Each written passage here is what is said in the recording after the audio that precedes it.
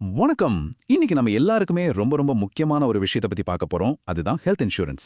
ஒரு சரியான பாலிசியை எப்படி தேர்ந்தெடுக்கிறது, அதுல என்னென்ன விஷயங்களை நாம முக்கியமா கவனிக்கணும்னு ரொம்ப தெளிவா புரிஞ்சுக்கலாம் வாங்க. இந்த வரிய படிக்கும்போதே ஒரு நிமிஷம் மனசுக்குள்ள ஒரு பயம் வருதில்ல. இது 100க்கு 100 உண்மை. நம்ம வருஷ கணக்கா கஷ்டப்பட்டு சேமிச்ச பணத்தை ஒரே ஒரு எதிர்பாராத மருத்துவ செலவு முழுசா காலி பண்ணிட முடியும். அதனாலலாம் ஹெல்த் இன்சூரன்ஸை பத்தி சரியா தெரிஞ்சுக்கிறது ரொம்ப அவசியமா இருக்கு. நிறைய பேர் ஹெல்த் இன்சூரன்ஸ ஒரு செலவா பாக்குறாங்க. ஆனா உண்மையில அது செலவில்ல. அது நம்ம குடும்பத்தோட ஆரோக்கியத்தை மட்டும் இல்ல, நம்மளோட சேமிப்பையும் பாதுகாக்கிற ஒரு முக்கியமான கவசம். ஆனா இங்கதான் ஒரு பெரிய ட்விஸ்டே இருக்கு. நம்மள பல பேர் சரியான புரிதல் இல்லாம ஒரு பாலிசிய வாங்கிடுறோம். ஆனா அது அவசர தேவைக்கு உதவும் போது பார்த்தா உதவாம வெறும் பேப்பரா மாறிடுது. இப்ப நீங்களே கொஞ்சம் யோசிச்சு பாருங்களேன். உங்ககிட்ட இப்போ ஒரு ஹெல்த் இன்சூரன்ஸ் பாலிசி இருக்குன்னா, ஒரு வேளை நாளைக்கு ஒரு எமர்ஜென்சினா, அது உண்மையிலே நம்மள முழுசா காப்பாத்துமான ஒரு நம்பிக்கை இருக்கா? இதுல இருக்கிற ஒரு கசப்பான உண்மை என்ன தெரியுமா? பல பாலிசிஸ்ல நமக்கு தெரியாத எக்கச்சக்கமான மறைமுக கண்டிஷன்ஸ் இருக்கும். இதனால நமக்கு தேவைப்படும் போது அந்த பாலிசி யூஸ் ஆகாம போயிடுது. அதனாலேயே நிறைய பேருக்கு இன்சூரன்ஸ் மேல இருக்கிற நம்பிக்கையே போயிடுது. சரி, அப்போ இதுக்கு என்னதான் தீர்வு? நம்ம வாங்குற பாலிசி வெறும் பேப்பரா இல்லாம உண்மையிலேயே ஒரு பாதுகாப்பு கவசமா இருக்கணும்னா என்ன பண்ணணும்? அதுக்கு நாம செக் பண்ண வேண்டிய 5 முக்கியமான ரகசியங்களை தான் இப்ப நாம பார்க்க போறோம். ஒரு நல்ல ஒரு ஆரோக்கியமான பாலிசியை நீங்க செலக்ட் பண்ணோம்னா இந்த 5 விஷயத்தை கண்டிப்பா செக் பண்ணியே ஆகணும். வாங்க ஒன்னொன்னா டீட்டெயிலா பார்க்கலாம். முதல்ல நாம பார்க்க வேண்டியது கிளைம் செட்டில்மெண்ட் ரேஷியோ.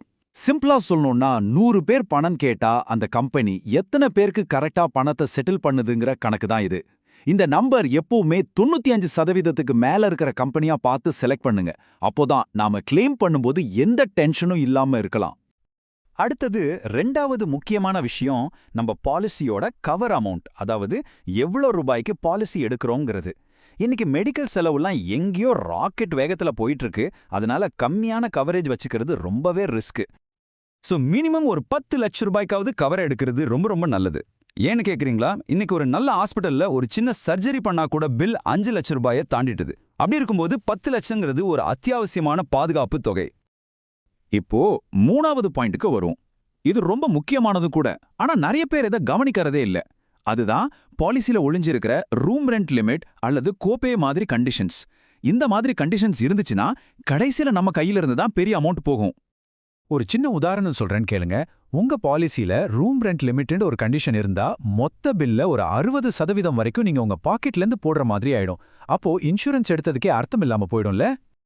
சரி, நாலாவதா நாம செக் பண்ண வேண்டிய ஒரு விஷயம், உங்க பாலிசி வெறும் ஹாஸ்பிட்டல் ரூம் ரெண்ட்டை மட்டும் கவர் பண்ணுதா இல்ல மத்த முக்கியமான செலவுகளையும் கவர் பண்ணுதான்னு பார்க்கணும்.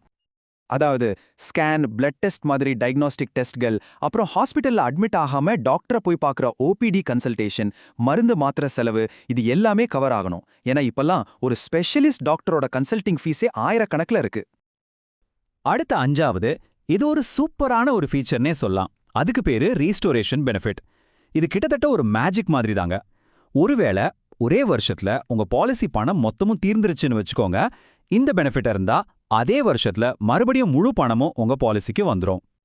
அதனால என்ன ஆகும்னா, ஒரே வருஷத்துல 2வது முறையா குடும்பத்துல யாருக்காவது ஒரு மெடிக்கல் எமர்ஜென்சின்னா, ஐயோ பாலிசி காசு தீர்ந்துடுச்சுன்னு நம்ம பதறவே தேவையில்லை.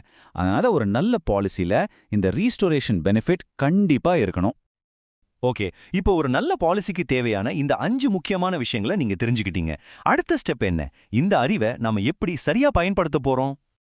இப்போ உங்களுக்காகவே ஒரு சிம்பிள் செக்லிஸ்ட். நீங்க புதுசா பாலிசி எடுக்க போறீங்கனாலும் சரி, இல்ல ஏற்கனவே இருக்கிற பாலிசியை ஒரு தடவை செக் பண்ண போறீங்கனாலும் சரி, இந்த 5 பாயிண்டோ உங்க பாலிசியில இருக்கான்னு ஒரு தடவைக்கு 2 தடவை செக் பண்ணுங்க. கடைசியா ஒரே ஒரு கேள்வியை உங்களை நீங்களே கேட்டுக்கோங்க. ஒருவேளை திடீர்னு ஒரு பெரிய மருத்துவ செலவு வந்தா நம்ம குடும்பத்தோட நிதி பாதுகாப்பு ஆட்டம் காணாம இருக்குமா? நல்லா யோசிச்சு நீங்க கஷ்டப்பட்டு சம்பாரிச்ச பணத்தை பாதுகாக்கிற ஒரு சரியான முடிவை எடுங்க. வணக்கம். இன்னைக்கு நம்ம எல்லாருக்குமே ரொம்ப ரொம்ப முக்கியம்